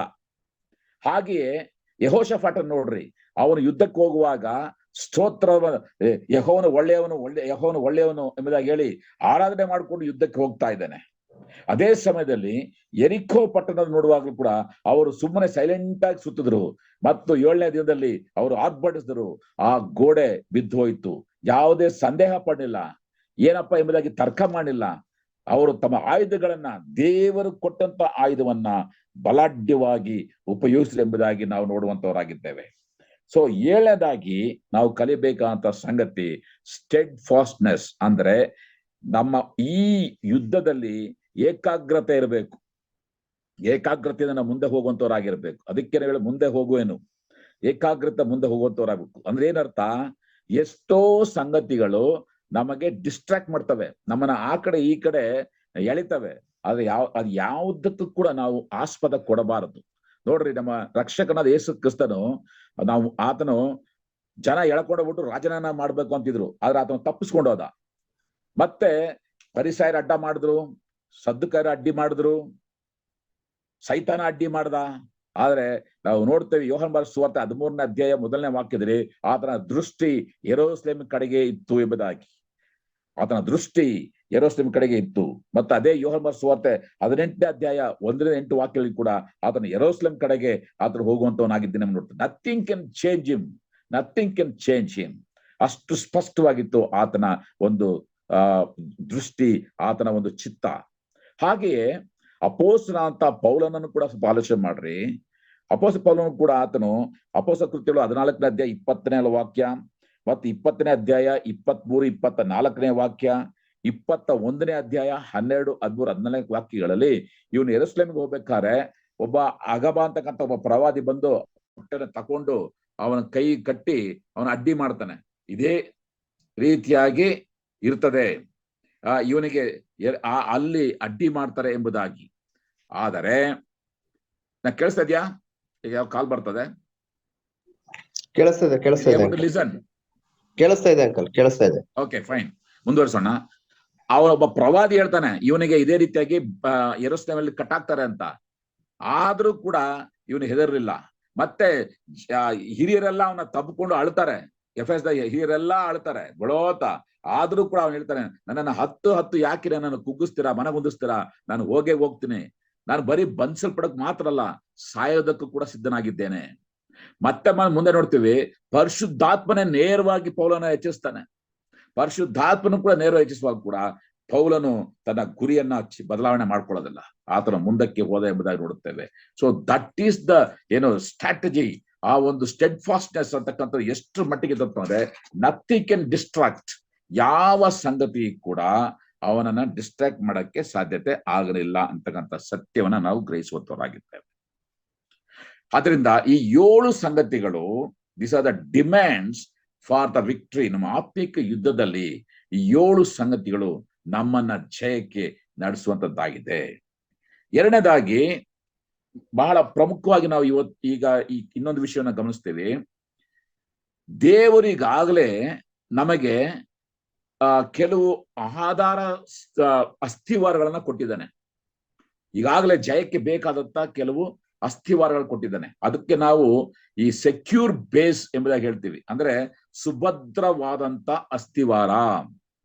ಅಂಕಲ್ ಕೇಳ್ತಾ ಇಲ್ಲ ಅಂಕಲ್, ಹೊಸದಾಗಿ ಕಾಣಬಹುದು, ಅದಕ್ಕಾಗಿ ನಾನು ಇದನ್ನ ಸ್ವಲ್ಪ ಕ್ಲಾರಿಫೈ ಮಾಡ್ತೀನಿ. ದೇವರೇ ನಮಗ್ ಕೊಟ್ಟಿದ್ದಾನೆ. ಏನದು? ಈ ಅಸ್ಥಿವಾರದ ಮೇಲೆ, ಈ ಆಧಾರದ ಮೇಲೆ ನಿಂತು ನಾವು ಹೋರಾಡುವಾಗ ಜಯ ನಿಶ್ಚಯ. ಯಾಕಂದ್ರೆ ಈ ಅಸ್ಥಿವಾರಗಳನ್ನ ಎಷ್ಟು ಬಲಾಢ್ಯವಾಗಿ ನಾವು ಕಾಪಾಡಿಕೊಳ್ಳುತ್ತೀವಿ ಎಂದು ಬಹಳ ಮುಖ್ಯ. ಅದನ್ನ ಇನ್ನೂ ಸ್ವಲ್ಪ ನಿಮ್ಗೆ ಅರ್ಥವಾಗುವ ರೀತಿ ನಾನು ಹೇಳ್ತೀನಿ. ಈಗ ನಾವು ಟಿಪ್ಪು ಸುಲ್ತಾನ್ ಕಾಲದಲ್ಲಿಲ್ಲ. ಟಿಪ್ಪು ಸುಲ್ತಾನ್ ಕಾಲದ ಯುದ್ಧ ಹೇಗೆ? ಎದುರು ಬದರಾಗಿ ಅವನು ಬರೋನು, ಇವನು ಖಡ್ಗ ತಗೊಂಡು ಹೋಗೋವನು, ಅವನು ಹೊಡೆಯವನು, ಇವನು ಕಡೆ ಯಾರೊಬ್ರು ಸಾಯೋರು, ಅಥವಾ ಅವನು ಗನ್ ತರೋನು, ಇವನು ಗನ್ ತಗೊಂಡು ಶೂಟ್, ಯಾವನೊಬ್ಬ ಶೂಟ್ ಮಾಡ್ತಾ ಇದ್ದ. ಅಥವಾ ಕಿತ್ತೂರು ರಾಣಿ ಚೆನ್ನಮ್ಮ ಕಾಲದಲ್ಲಿ ಕೂಡ ಮುಖಾಮುಖಿಯಾಗಿ ಯುದ್ಧ ನಡೀತಾ ಇತ್ತು. ಈಗ ಆ ರೀತಿಯಾಗಿ ಯುದ್ಧ ಅಲ್ಲ. ಈಗ ಆಕ್ಚುಲಿ ನಾವು ಬಾಂಬ್ಗಳ ಲೆವೆಲ್, ಆಟಮ್ ಬಾಂಬ್ಗಳು, ನ್ಯೂಕ್ಲಿಯರ್ ಬಾಂಬ್ಗಳು, ಮತ್ತೆ ಈಗ ಡ್ರೋನ್ ಬಾಂಬ್ಸ್ಗಳೆಂಬುದಾಗಿ ರಿಮೋಟ್ ಕಂಟ್ರೋಲ್ ಎಲ್ಲ ಕೂಡ ಎಲ್ಲಿ ಬೇಕಾದ್ರೂ ಇಂಥ ಕಡೆ ಟಾರ್ಗೆಟ್ ಮಾಡಿ ಆ ಬಾಂಬ್ ಹಾಕುವಂತ ಪರಿಸ್ಥಿತಿಯಲ್ಲಿ ನಾವು ಇದ್ದೇವೆ. ಇಂಥ ಒಂದು ಸ್ಥಿತಿಲಿ ಇರುವಾಗ ನಮಗೆ ದೇವರು 3 ಸಂಗತಿಗಳನ್ನ ನಮಗೆ ಆಧಾರವಾಗಿ ಕೊಟ್ಟಿದ್ದಾನೆ, ಅಸ್ಥಿವಾರವಾಗಿ. The foundations, the secure base ಎಂಬುದಾಗಿ. ಅಂದ್ರೆ ಈ 3 ಸಂಗತಿಗಳನ್ನ ನಾವು ಎಷ್ಟು ಮಟ್ಟಿಗೆ ಕಾಪಾಡಿಕೊಳ್ಳುತ್ತೇವೋ ಅಷ್ಟು ಮಟ್ಟಿಗೆ ಮಾತ್ರವೇ ನಾವು ಸೈತಾನನ ಜಯಿಸುವುದಕ್ಕೆ ಸಾಧ್ಯ. ಯಾಕಂತಂದ್ರೆ ಸೈತಾನ ಒಡೆಯುವುದಕ್ಕೆ ಪ್ರಯತ್ನ ಪಡದೆ ಈ 3 ಸಂಗತಿಗಳನ್ನ ಒಡೆದರೆ ಸೈತಾನ ಚೆನ್ನಾಗಿ ಗೊತ್ತು ನಾವು ಛಿದ್ರವಾಗಿ ಹೋಗ್ತೇವೆ ಎಂಬುದಾಗಿ. ಹೇಗೆ ಕುರುಬನನ ಹೊಡೆ ಕುರಿಗಳು ಚದುರ್ತೇವೆ ಎಂಬುದಾಗಿ ವಾಕ್ಯ ನೋಡ್ತೀವಿ. ಅಂದ್ರೆ ಕುರಿಗಳನ್ನ ಚದುರಿಸ್ಬೇಕಾದ್ರೆ ಕುರಿಗಳನ್ನ ಹೊಡೆಯುವಂತ ಅವಶ್ಯಕತೆ ಇಲ್ಲ, ಕುರುಬನನ ಒಡೆ, ಆಗ ಕುರಿಗಳು ಚದುರಿಸ್ತವೆ. ಅದೇ ರೀತಿಯಾಗಿ ಈ 3 ಆಧಾರ ಸ್ತಂಭಗಳನ್ನ, ಅಸ್ಥಿವಾರವಾಗಿ ನಮಗೆ ನಿಂತಿರುವಂತ ಬಲಾಢ್ಯವಂತ ಈ ಒಂದು ಸಂಗತಿಗಳನ್ನ ಒಡೆದರೆ ನಮ್ಮ ಆತ್ಮಿಕ ಯುದ್ಧವು ಕೂಡ ಛಿದ್ರವಾಗಿ ಹೋಗುವಂತದ್ದಾಗಿದೆ. ಎಚ್ಚರಿಕೆ. ಈ 3 ಸಂಗತಿಗಳನ್ನ ನಾವು ಇವತ್ತು ಗ್ರಹಿಸಿ ನಾವು ಮುಂದಕ್ಕೆ ಹೋಗುವಂತವರಾಗಿರೋದು. ಮೊದಲನೇದಾಗಿ ದೇವರು ದಯಪಾಲಿಸುವಂತ ಮೊದಲನೆಯ ಒಂದು ಆಧಾರ ಯಾವುದು ಅಂತ ನೋಡಿದ್ರೆ ದಾಂಪತ್ಯ ಜೀವಿತ, ಬಲಾಢ್ಯವಾದಂತ ದಾಂಪತ್ಯ ಜೀವಿತ. ಅಂದ್ರೆ ಸ್ಟ್ರಾಂಗ್ ಮ್ಯಾರೇಜ್ ಬಾಂಡ್, ಬಲಾಢ್ಯವಾದಂತ ದಾಂಪತ್ಯ ಜೀವಿತದ ಒಂದು ಬಂಧ ಬಹಳ ಮುಖ್ಯ. ವಿಶ್ವಾಸ ಜೀವಿತದಲ್ಲಿ ದಾಂಪತ್ಯ ಜೀವಿತ ಬಹಳ ಮುಖ್ಯ. ನಿನ್ನ ದಾಂಪತ್ಯ ಜೀವಿತ ಗಂಡ ಹೆಂಡತಿಯ ಸಂಬಂಧ ಬಹಳ ಮುಖ್ಯ. ಗಂಡ ಹೆಂಡತಿ ಎಷ್ಟರ ಮಟ್ಟಿಗೆ ಬಲಾಢ್ಯವಾಗಿ ಒಂದಾಗಿ ಐಕ್ಯವಾಗಿ ಅನ್ಯೂನ್ಯವಾಗಿ ಇರ್ತಿರೋ ಅಷ್ಟರ ಮಟ್ಟಿಗೆ ಮಾತ್ರವೇ ನಿಮ್ಮ ಆತ್ಮಿಕ ಯುದ್ಧವನ್ನ ಜಯಿಸೋದಕ್ಕೆ ಸಾಧ್ಯ. ಗಂಡ ಹೆಂಡತಿ ಮಧ್ಯದಲ್ಲಿಯೇ ಅಸಮಾಧಾನಗಳು, ಬಿರುಕುಗಳು, ಮನಸ್ತಾಪಗಳು ಇದ್ದರೆ ಖಂಡಿತ ನಿನ್ನ ಆತ್ಮಿಕ ಜೀವಿತದಲ್ಲಿ ಸೋಲುವಂತವನಾಗಿರ್ತೀಯೇ. ಎಚ್ಚರಿಕೆ. ಆದ್ರಿಂದಲೇ ಈ ದಾಂಪತ್ಯ ಜೀವಿತದಲ್ಲಿ ಯಾವುದೇ ಕಾರಣಕ್ಕೂ ಕಲಬೆರಕೆ ಜೀವಿತ ಆಗಬಾರದು, ಇಜ್ಜೋಡಾಗಬಾರದು. ವಿಶ್ವಾಸಿಯನ್ನೇ ಮದುವೆ ಆಗಬೇಕು. ಅವರು ಪ್ರತಿ ದಿನ ವಾಕ್ಯದಲ್ಲಿ, ಪ್ರಾರ್ಥನೆಯಲ್ಲಿ, ಆರಾಧನೆಯಲ್ಲಿ, ಸಭೆಯ ಅನ್ಯೂನ್ಯತೆಯಲ್ಲಿ ಐಕ್ಯವಾಗಿ ಬೆಳೆಯುವಂತವರಾಗಿರಬೇಕು. ಮಾತ್ರವಲ್ಲದೆ ಅವರ ಸೇವೆಯಲ್ಲಿ ಕೂಡ ಜೊತೆಯಾಗಿ ಅವರು ಮುಂದೆ ಹೋಗುವಂತವರು ಆಗಿರಬೇಕು. ಈ ಸಂಗತಿಯನ್ನ ದಯವಿಟ್ಟು ನಾವು ಬಹಳ ಎಚ್ಚರಿಕೆಯಿಂದ ಗಮನಿಸಬೇಕು. ಯಾವುದೇ ಕಾರಣಕ್ಕೂ ಇಜ್ಜೋಡಾಗುವಂಥದ್ದಲ್ಲ. ಯಾವ ರೀತಿಯಾಗಿ ಅಕ್ವಿಲಾ ಪ್ರಿಸಿಲಾ ಇಬ್ರು ಕೂಡ ಒಟ್ಟಾಗಿ ಸೇರಿ ಮುಂದೆ ಹೋದರು ಆ ಪ್ರಕಾರವಾಗಿ ನಾವು ಮುಂದೆ ಹೋಗುವಂತವರಾಗಿರಬೇಕು. ಪ್ರಿಯರೇ, ಇವತ್ತು ನಿಜವಾಗಿ ಕೂಡ ಬಹಳ ದುಃಖದಿಂದ ಒಂದು ಸಂಗತಿ ನಾನು ಹೇಳಲೇಬೇಕಾಗ್ತದೆ. ಇವತ್ತು ಒಬ್ಬ ಸಭಾ ಹಿರಿಯನ ಮಗ ಯಾವುದೋ ಒಬ್ಬ ಹಿಂದುವನ್ನ ಕಟ್ಟಿಕೊಂಡು ಹೋಗಿ ಇವತ್ತು ಆ ಕುಟುಂಬಕ್ಕೆ, ತಂದೆಗೆ, ಸಭೆಗೆ ಅವಮಾನ ಮಾಡಿದ್ದಾನೆ. ಇದು ಎಷ್ಟು ಮಟ್ಟಿಗೆ ನ್ಯಾಯ? ಇವತ್ತಿನ ದಿನಗಳಲ್ಲಿ ಒಬ್ಬ ಡೀಕನ್ನ ಮಗಳು ಯಾವುದೊಬ್ಬ ಹಿಂದನ್ನ ಕಟ್ಕೊಂಡು ಹೋಗ್ಬಿಟ್ಟು ಕುಟುಂಬಕ್ಕೆ ಮತ್ತು ಸಭೆಗೆ ಅವಮಾನ ಮಾಡುವಂಥದ್ದು ಇದು ಎಷ್ಟು ಮಟ್ಟಿಗೆ ನ್ಯಾಯ? ಇವತ್ತಿನ ದಿನಗಳಲ್ಲಿ ಒಬ್ಬ ಬೋಧಕನ ಒಬ್ಬ ಮಗ ಹೋಗಿ ಒಂದು ಮುಸ್ಲಿಂ ಹುಡುಗಿಯನ್ನ ಮದುವೆ ಮಾಡಿಕೊಂಡು ಇಡೀ ಕುಟುಂಬಕ್ಕೆ, ಸಭೆಗೆ ಅವಮಾನ ಮಾಡುವಂಥದ್ದು ಯಾವ ನೀತಿಯಲ್ಲಿ ನಾವು ಒಪ್ಕೋಬೇಕು ಇದನ್ನ? ಇಂಥ ಹೊಲಸಾದಂತ ಸಂಗತಿಗಳು ಸಹೋದರ ಸಭೆಗಳಲ್ಲಿ ನಡೀತಾ ಇದೆ. ನಾನು ಕೊಟ್ಟಂತ 3 ಉದಾಹರಣೆಗಳು ಕೂಡ ಈ ಕೆಲವು ತಿಂಗಳಿಂದ ನಡೆದಂತ ಸಹೋದರ ಸಭೆಗಳಲ್ಲಿ ನಡೆದ ಘಟನೆಗಳನ್ನ ನಿಮ್ಮ ಮುಂದೆ ಇಡ್ತಾ ಇದ್ದೇನೆ. ಇಂಥ ಒಂದು ಹೊಲಸಾದ ಕಾರ್ಯಗಳು ಮಾಡುವಾಗ ಖಂಡಿತವಾಗಿ ಕೂಡ ಆತ್ಮಿಕ ಜೀವಿತದಲ್ಲಿ ಜಯವನ್ನ ಸಾಧಿಸೋದಕ್ಕೆ ಸಾಧ್ಯತೆ ಇಲ್ಲ. ಆದ್ರಲ್ಲೇ ಬಹಳ ನೋವಿನಿಂದ, ಬಹಳ ಭಾರ ಉಳ್ಳವನಾಗಿ ನಾನು ನಿಮ್ಮನ್ನು ಎಚ್ಚರಿಸ್ತಾ ಇದ್ದೇನೆ. ದಯವಿಟ್ಟು ಯಾವುದೇ ಕಾರಣಕ್ಕೂ ದಾಂಪತ್ಯ ಜೀವಿತದಲ್ಲಿ ಕಲಬೆರಕೆ ಆಗೋಕೋಬೇಡ್ರಿ. ದಾಂಪತ್ಯ ಜೀವಿತವನ್ನ ಹಗುರವ ತಗೋಕೋಬೇಡ್ರಿ. ದಾಂಪತ್ಯ ಜೀವಿತ ಎಷ್ಟು ಮಟ್ಟಿಗೆ ಬಲಾಢ್ಯವಾಗಿರುವಂತದ್ದಾಗಿದೆಯೋ, ಗಂಡ ಹೆಂಡತಿರ ಸಂಬಂಧ ಎಷ್ಟು ಮಟ್ಟಿಗೆ ನಿಕಟವಾಗಿ ಇರುವಂತದ್ದಾಗಿದೆಯೋ ಅಷ್ಟು ಮಟ್ಟಿಗೆ ನಿಮ್ಮ ಆತ್ಮಿಕ ಯುದ್ಧದಲ್ಲಿ ನೀವು ಜಯವನ್ನ ಸಾಧಿಸುವಂತವರಾಗಿರ್ತೀವಿ. ಆವಾಗ ಸೈತಾನ ಮಧ್ಯೆ ಪ್ರವೇಶ ಮಾಡೋದಕ್ಕೆ ಅವಕಾಶ ಇರೋದಿಲ್ಲ. ಎರಡನೇದಾಗಿ ದೇವರು ನಮ್ಗೆ ಕೊಟ್ಟಿರುವಂತಹ ಎರಡನೆಯ ಒಂದು ಸೆಕ್ಯೂರ್ ಬೇಸ್, ಅಂದ್ರೆ ಆಧಾರವಾಗಿ ಕೊಟ್ಟಿರುವಂತಹ ಸಂಗತಿ ಯಾವ್ದಂತಂದ್ರೆ family bond. A strong family bond, ಬಲಾಢ್ಯವಾದಂತ ಒಂದು ಕುಟುಂಬದ ಬಂಧ. ಕುಟುಂಬದ ಬಂಧ ಅಂತಂದ್ರೆ ಗಂಡ ಹೆಂಡತಿ ಮಾತ್ರ ಅಲ್ಲ, ಮಕ್ಕಳು, ತಂದೆ ತಾಯಿ, ಅಣ್ಣ ತಮ್ಮಂದರು, ಅಕ್ಕ ತಂಗಿಯರು, ಈ ರೀತಿಯಾಗಿ ಎಕ್ಸ್ಟೆಂಡೆಡ್ ಫ್ಯಾಮಿಲಿ ಇದೆಯಲ್ಲ, ಅವರೆಲ್ಲರೂ ಕೂಡ ಐಕ್ಯವಾಗಿ ಅನ್ಯೂನ್ಯವಾಗಿ ಜೀವಿಸುವಂತವರಾಗಿರ್ಬೇಕು. ನಮ್ಮಲ್ಲಿಯೇ ಮನಸ್ತಾಪಗಳು, ತಂದೆ ಕಟ್ರೆ ಮಗನಿಗಾಗಲ್ಲ, ಮಗನ ಕಟ್ರೆ ತಂದೆಗಾಗಲ್ಲ, ಅಣ್ಣ ತಮ್ಮನಿಗಾಗಲ್ಲ, ಅಕ್ಕ ತಂಗಿಯರು ಕೋರ್ಟ್ ಕೇಸು, ಈ ರೀತಿಯಾಗಿ ನಮ್ಮಲ್ಲಿಯೇ ಒಂದು ರೀತಿ ಬಿರುಕು ಇರುವುದಾದರೆ ಆ ಒಂದು ಕುಟುಂಬದಲ್ಲಿ ಆತ್ಮಿಕ ಯುದ್ಧದಲ್ಲಿ ಗೆಲ್ಲುವಂಥದ್ದು ಬಹಳ ಕಷ್ಟ. ಅದರಿಂದಲೇ ಪ್ರಿಯರೇ, ಒಂದು ಮಾತು ನೋಡ್ರಿ, ಯೆಹೋಶುವನಿಗೆ ವಯಸ್ಸಾಗಿತ್ತು. ವಯಸ್ಸಾದ ಕಾಲದಲ್ಲಿ ತನ್ನ ಯೆಹೋಶುವ ಪುಸ್ತಕ 24ನೇ ಅಧ್ಯಾಯ 15ನೇ ವಾಕ್ಯವನ್ನು ಮಾತಾಡ್ತಾನೆ, ನಾನು ಮತ್ತು ನನ್ನ ಮನೆಯವರು ಯೆಹೋವನನ್ನೇ ಸೇವಿಸು. ಮುಪ್ಪಿನ ಕಾಲದಲ್ಲಿ, ಅಂದ್ರೆ ನನ್ನ ಕುಟುಂಬದವರು ನನ್ನ ಮಾತನ್ನ ಕೇಳ್ತಾರೆ, ನನ್ನ ಕುಟುಂಬದವರು ನನ್ನ ಜೊತೆ ಇದ್ದಾರೆ ಎನ್ನುವಂತ ನಂಬಿಕೆ ಅವನಿಗಿತ್ತು. ಯೆಶಾಯನ ಪುಸ್ತಕ ಆತನು 8ನೇ ಅಧ್ಯಾಯ 18ನೇ ವಾಕ್ಯದಲ್ಲಿ, ನಾನು ಮತ್ತೆ ದೇವರು ನನಗೆ ದಯಪಾಲಿಸುವಂತ ನನ್ನ ಮಕ್ಕಳು ಈ ಇಸ್ರಾಯೇಲರ ಮಧ್ಯದಲ್ಲಿ ಅವರು ಗುರುತುಗಳಾಗಿಯೂ ಅದ್ಭುತಗಳಾಗಿಯೂ ಇದ್ದೇವೆ ಎಂಬುದಾಗಿ ಹೇಳಿರುವಾಗ ಎಷ್ಟು ಮಟ್ಟಿಗೆ ತನ್ನ ಮಕ್ಕಳ ಮೇಲೆ ನಂಬಿಕೆ ಇಟ್ಟಿರ್ಬೇಕು? ಎಷ್ಟು ಮಟ್ಟಿಗೆ ನಂಬಿಕೆ ಇದೆ? ನಾನು ನನ್ನ ಮಕ್ಕಳಿಂದ ಹೇಳ್ತಾನೆ ಹೆಮ್ಮೆಯಿಂದ. ಇವತ್ತು ಎಷ್ಟು ಜನ ತಂದೆ ತಾಯಿಗಳು ನಮ್ಮ ಮಕ್ಕಳ ಕುರಿತಾಗ ಅಂತ ಸಾಕ್ಷಿ ಕೊಡೋಕೆ ಸಾಧ್ಯ ಇದೆ, ನಾನು ನಮ್ಮ ಮಕ್ಕಳು ಆತ್ಮಿಕವಾಗಿದ್ದೇವೆ, ಅಥವಾ ಎಷ್ಟು ಜನ ಮಕ್ಕಳು ನಾನು ನಮ್ಮ ತಂದೆ ತಾಯಿ ಎಲ್ಲ ಆತ್ಮಿಕವಾಗಿದ್ದೇವೆ ಅಂತ ಹೇಳೋದಕ್ಕೆ ಸಾಧ್ಯತೆ ಇದೆ? ಅನೇಕವಂತ ಬಿರುಗುಗಳು, ಅನೇಕವಂತ ಗಲಿಬಿಲಿಗಳು, ಅನೇಕವಂತ ಗೊಂದಲಗಳ ಮೈದಲ್ಲಿ ಇವತ್ತು ಸಹೋದರ ಸಭೆಗಳಿರ್ತಕ್ಕಂಥ ಕ್ರೈಸ್ತ ಕುಟುಂಬಗಳು ಹೋಗ್ತದೆ. ಬಹಳ ನೋವಿನ ವಿಷಯ ಇದು. ಬಲಾಢ್ಯವಾದಂತ ದಾಂಪತ್ಯ ಜೀವಿತ, ಬಲಾಢ್ಯವಂತ ಕೌಟುಂಬಿಕ ಜೀವಿತ, ಮತ್ತು ಮೂರನೇದಾಗಿ ಬಲಾಢ್ಯವಾದಂತ ಸಭೆಯ ಒಂದು ಸಂಬಂಧ, ದ ಸ್ಟ್ರಾಂಗ್ ಕ್ರಿಶ್ಚಿಯನ್ ಚರ್ಚ್. ಆ ಒಂದು ನಮ್ಮ ಸಭೆ ಆ ಒಂದು ಬಲಾಢ್ಯವಾಗಿದ್ದಾಗ ಅದು ನಮ್ಮ ಹಿಂದೆ ಅದು ಬಲಾಢ್ಯವಾಗಿ ನಮ್ಮನ್ನು ನಡೆಸುವಂತಾಗಿದೆ. ನಾವು ಖಂಡಿತವಾಗಿ ಕೂಡ ಆತ್ಮಿಕ ಯುದ್ಧದಲ್ಲಿ ನಾವು ಜಯಿಸ್ತೇವೆ. ಅದರಿಂದ ಸಭೆಯ ಒಂದು ಅನ್ಯೂನ್ಯತೆ ಬಹಳ ಮುಖ್ಯ. ಅಪೊಸ್ತಲ ಕೃತ್ಯಗಳು 2ನೇ ಅಧ್ಯಾಯ 46ನೇ ವಾಕ್ಯ, ಅಪೊಸ್ತಲ ಕೃತ್ಯಗಳು 4ನೇ ಅಧ್ಯಾಯ 32ನೇ ವಾಕ್ಯ, ನಂಬಿದವರ ಪ್ರಾಣವು ಹೃದಯವು ಒಂದೇ ಆಗಿತ್ತು. ಇವತ್ತು ಸಭೆಗಳಲ್ಲಿ ಅಸಮಾಧಾನಗಳು, ಮನಸ್ತಾಪಗಳು, ಒಬ್ಬರ ಕಂಡ್ರೊಬ್ಬ ಆಗಲ್ಲ, ಎಲ್ರುಗಳಲ್ಲಿ ಒಬ್ಬರ ಕಂಡ್ರೊಬ್ಬ ಆಗಲ್ಲ, ಕುಟುಂಬಗಳಲ್ಲಿ ಆಗಲ್ಲ. ಈ ತರ ಮನಸ್ತಾಪಗಳು ಇಟ್ಟುಕೊಂಡು ಆತ್ಮಿಕ ಯುದ್ಧಕ್ಕೆ ಹೋಗುವುದಾದರೆ ನಾವು ನಿಜವಾಗಿ ಕೂಡ ಸೋತು ಅವಮಾನ ಪಟ್ಟು ಹಿಂದಿರುಗುವಂತವರಾಗಿದ್ದೇವೆ ಪ್ರಿಯರೇ, ಎಚ್ಚರಿಕೆ. ಆದ್ರಿಂದಲೇ ಈ ಒಂದು ಆತ್ಮಿಕ ಯುದ್ಧ ಅಂತಕ್ಕಂಥದ್ದು ಬಹಳ ಪ್ರಮುಖವಾದಂತ ಒಂದು ಸಂಗತಿ. ಇವತ್ತು ಈ ಸಂಗತಿಗಳು ನಾವು ಸೋತ್ ಹೋದ್ರೆ ನಾವು ನಿಜವಾಗಿ ಕೂಡ ಕರ್ತನಿಗೆ ಅವಮಾನ ಮಾಡುವಂತವರಾಗಿದ್ದೇವೆ, ಸಭೆಗೆ ಅವಮಾನ ಮಾಡುವಂತವರಾಗಿದ್ದೇವೆ, ನಮ್ಮ ಕುಟುಂಬಕ್ಕೆ ಅವಮಾನ ಅಗೌರವನ ತರುವಂತವರಾಗಿದ್ದೇವೆ. ಬಹಳ ಸೀರಿಯಸ್ ಆಗಿ ಇವತ್ತು ಪ್ರತಿಯೊಬ್ಬರು ಕೂಡ ನಾವು ಗಮನಿಸಬೇಕು. ಇಷ್ಟೆಲ್ಲಾ ಸವಲತ್ತುಗಳನ್ನ ನಮಗೆ ಕೊಟ್ಟಿದ್ದು ಕೂಡ, ಇಷ್ಟೆಲ್ಲಾ ಸರ್ವೈವಲ್ ಕೊಟ್ಟಿದ್ದು ಕೂಡ ನಾವು ಸೋತ್ ಹೋದ್ರೆ ಯೇಸು ಸ್ವಾಮಿನ ಏನು ಮಾಡ್ಬೇಕು ಆಲೋಚನೆ ಮಾಡಿ. What you expect him to do? ಇಷ್ಟೆಲ್ಲವನ್ನು ಕೂಡ ಕೊಟ್ಟು ಕೂಡ ನಾವು ಇನ್ನೂ ಕೂಡ ಕಲಬೆರಕೆ ಜೀವಿತ, ಕಪಟವಾದಂತ ಜೀವಿತ, ಗುಪ್ತವಾದಂತ ಪಾಪಗಳು, ಈ ರೀತಿಯಾಗಿ ನಾವು ಜೀವಿಸುವಾಗ ಅದು ಒಂಥರ ಹೇಸಿಗೆ ಅಂತ ಅಸಹ್ಯವಂತ ಜೀವಿತ. ಆದ್ರೆ ಕರ್ತನ ಶಿಷ್ಯನಾದವನು ಯಾವುದೇ ಕಾರಣಕ್ಕೂ ಕರ್ತನಿಗಾಗಲಿ ಸಭೆಗಾಗಲಿ ಅವಮಾನ ಆಗುವಂತ ಕಾರ್ಯಗಳನ್ನ ಆತನು ಮಾಡಬಾರದು. ಬೇರೆ ಮತ್ತೊಂದು ವರ್ತಿ ನಾನು ನಿಮಗೆ ಎಫೆಸರ ಪತ್ರಿಕೆ 6ನೇ ಅಧ್ಯಾಯಕ್ಕೆ ನಾನು ಓದಿದಂತ ವಾಕ್ಯ ಭಾಗಕ್ಕೆ ನಾನು ನಿಮ್ಮ ಗಮನ ತರಿಸ್ತೇನೆ. ದಯವಿಟ್ಟು ತಿರುಗಿ ಆ ವಾಕ್ಯಕ್ಕೆ ಬನ್ರಿ. ಎಫೆಷಿಯನ್ಸ್ ಚಾಪ್ಟರ್ 6 6ನೇ ಅಧ್ಯಾಯ. ಈ ಒಂದು ವಾಕ್ಯಕ್ಕೆ ಬರುವಾಗ ನಾವು ಕೆಲವು ವಿಶೇಷವಾದ ಮಾತುಗಳನ್ನು ನೋಡುತ್ತೇವೆ. ಮೊದಲನೇದಾಗಿ 10ನೇ ವಾಕ್ಯ, ಕಡೆ ಮಾತನೆಂದರೆ ನೀವು ಕರ್ತನನ್ನು ಆತನ ಅತ್ಯಧಿಕವಾದ ಶಕ್ತಿಯನ್ನು ಆಶ್ರಯಿಸಿಕೊಂಡವರಾಗಿ ಬಲಗೊಳ್ಳಿರಿ. That should be our dependence. ನಿನ್ನ ಸ್ವಂತ ಬಲ, ಸ್ವಂತ ಜ್ಞಾನ ಬೇಕಾಗಿಲ್ಲ, ಕರ್ತನನ್ನು ಹಾತುಕೊಳ್ಬೇಕು.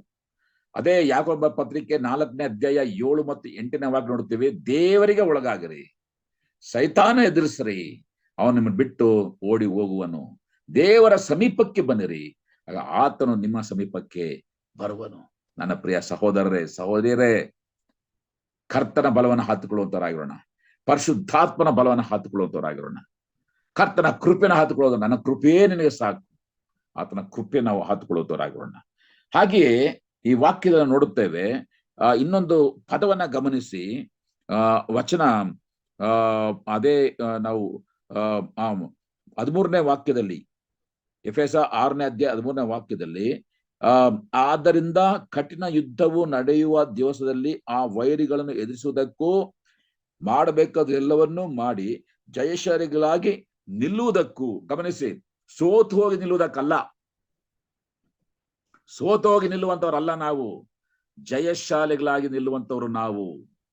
ವಿಕ್ಟೋರಿಯಸ್, ಜಯಶಾಲಿಗಳಾಗಿ ನಿಲ್ಲುವಂತೆಯೇ. ಮತ್ತೆ ನಾವು ನೋಡ್ತೇವೆ 2 ಕೊರಿಂಥ 2ನೇ ಅಧ್ಯಾಯ 14ನೇ ವಾಕ್ಯದಲ್ಲಿ, ದೇವರು ನಮ್ಮನ್ನ ಏನು ಎಲ್ಲಾ ಸಮಯದಲ್ಲಿ ಕೂಡ ಜಯೋತ್ಸವದಲ್ಲಿ ಮೆರೆಸುವಂತ ದೇವರಿಗೆ ಸ್ತೋತ್ರ ಎಂಬುದಾಗಿ, ಸದಾಕಾಲ ನಮ್ಮನ್ನ ಜಯೋತ್ಸವ ನಡೆಸುವಂತ ದೇವರು, ಎಲ್ಲಾ ಕಾರ್ಯಗಳಲ್ಲಿ ಎಲ್ಲಾ ಸಮಯದಲ್ಲಿ ಕೂಡ ಜಯೋತ್ಸವ ನಡೆಸುವಂತ ದೇವರು. ಆದ್ರಿಂದ ನಾವು ಸ್ಥಿರವಾಗಿ ನಿಲ್ಲಬೇಕು. We have to stand firm. ನಂಬಿಕೆಯಲ್ಲಿ ದೃಢವಾಗಿ ನಿಲ್ಲಬೇಕು, ಆತ್ಮಿಕ ಯುದ್ಧದಲ್ಲಿ ದೃಢವಾಗಿ ನಿಲ್ಲಬೇಕು, ಧೈರ್ಯವಾಗಿ ನಾವು ಎದುರಿಸುವಂತವರಾಗಿರಬೇಕು. ಮತ್ತೆ ಈ ವಾಕ್ಯ ಭಾಗ ನೋಡುತ್ತೇವೆ, ದೇವರು ದಯಪಾಲಿಸುವಂತ ಸರ್ವಾಯುಧಗಳನ್ನ ನಾವು ಧರಿಸಿಕೊಳ್ಳುವಂತವರಾಗಿರಬೇಕು. ಪ್ರೇರೆ, ವಿಶೇಷವಾಗಿ ಮತ್ತೊಂದು ಶ್ರೇಷ್ಠವಾದ ಆಯುಧ ನಾವು ಇದರಲ್ಲಿ ನೋಡ್ತೀವಿ. 18ನೇ ವಾಕ್ಯದಲ್ಲಿ, ಪವಿತ್ರಾತ್ಮನ ಎಲ್ಲಾ ಸಮಯದಲ್ಲಿ ಸಕಲ ವಿಧವಾದ ಪ್ರಾರ್ಥನೆಯಿಂದಲೂ ವಿಜ್ಞಾಪನೆಯಿಂದಲೂ ದೇವರನ್ನು ಪ್ರಾರ್ಥಿಸಿರಿ. Prayer is the ultimate weapon. Prayer ಅಂತಕ್ಕಂಥದ್ದು ಏನಂತಂದ್ರೆ ನಮಗೂ ನಮ್ಮ ಕಮಾಂಡರ್ ಇರ್ತಕ್ಕಂಥ ಕಮ್ಯುನಿಕೇಶನ್ನೇ ಪ್ರಾರ್ಥನೆ. ಯಾಕಂದ್ರೆ ಕಮಾಂಡರ್ಗೂ ನಮಗೂ ಕಮ್ಯುನಿಕೇಶನ್ ಇಲ್ಲ ಅಂತಂದ್ರೆ ಆತನ ನಮಗ್ ಕೊಡುವಂತ ಆಜ್ಞೆ ನಮ್ಗೆ ಗೊತ್ತಾಗಲ್ಲ, ನಾವು ಏನ್ ಮಾಡ್ಬೇಕಂತ ನಮ್ಗೆ ಗೊತ್ತಾಗಲ್ಲ. ನಮಗೂ ನಮ್ಮ ಕಮಾಂಡರ್ ಆದಂತ ಯೇಸು ಕ್ರಿಸ್ತನಿಗೂ ಸಂಪರ್ಕ ಬೆಳೆಸುವಂಥದ್ದು ಯಾವ್ದಂತಂದ್ರೆ ಪ್ರಾರ್ಥನೆ. ಯಾವ ವ್ಯಕ್ತಿ ಪ್ರಾರ್ಥನೆಯಲ್ಲಿ ಬಲಾಢ್ಯವಾಗಿ ನಿಲ್ಲುವಂತನಾಗಿದ್ದಾನೋ ಅವನು ಖಂಡಿತವಾಗಿ ಕೂಡ ಆ ಒಂದು ನಿಕಟ ಸಂಪರ್ಕದಲ್ಲಿ ಆತನು ಗೆಲ್ಲುವಂತವನಾಗಿದ್ದಾನೆ. ಯಾಕಂದ್ರೆ that is the communicating factor. ನಮಗೆ ದೇವರೊಟ್ಟಿಗೆ ಸಂಪರ್ಕ ಮಾಡುವಂತ ಒಂದು ಸಂಗತಿ.